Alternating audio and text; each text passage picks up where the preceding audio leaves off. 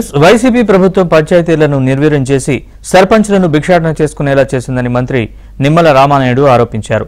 సంక్రాంతి నాటికి అన్ని గ్రామాల్లో 4500 కోట్లతో అభివృద్ధి పనులు పూర్తి చేయడమే తమ లక్ష్యమన్నారు.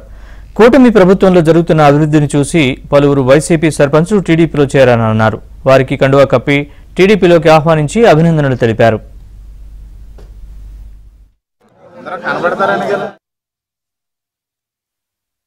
పాలకొల్లు మండలం కొత్తపేట, ఆగర్రు, వెలివెల, గోరింతాడ, వాలమర్రు, శివదేవన్చిక్కాల, చందపర్రు గ్రామాలకు సంబంధించినటువంటి సర్పంచులు ఈరోజు తెలుగుదేశం పార్టీలో చేరేటటువంటి సందర్భంగా వారందరికీ కూడా ముందుగా హృదయపూర్వకమైనటువంటి అభినందనలు తెలియజేసుకుంటూ ఉన్నాం.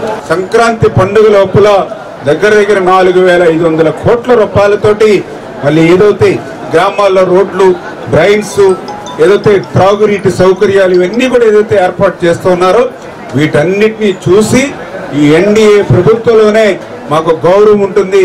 పూజ్య బాపూజీ కలలకన్నటువంటి గ్రామ స్వరాజ్యం తెలుగుదేశం జనసేన ఎన్డీఏ ప్రభుత్వంలోనే సాధ్యమవుతుందని గాఢంగా నమ్మి ఈరోజు తెలుగుదేశం పార్టీలో మరి చేరామని ఏదైతే ఇక సర్పంచులు ముందుకు వచ్చినందుకు మరొక్కసారి వారికి హృదయపూర్వకమైన అభినందనలు మరి తెలియజేస్తున్నారు.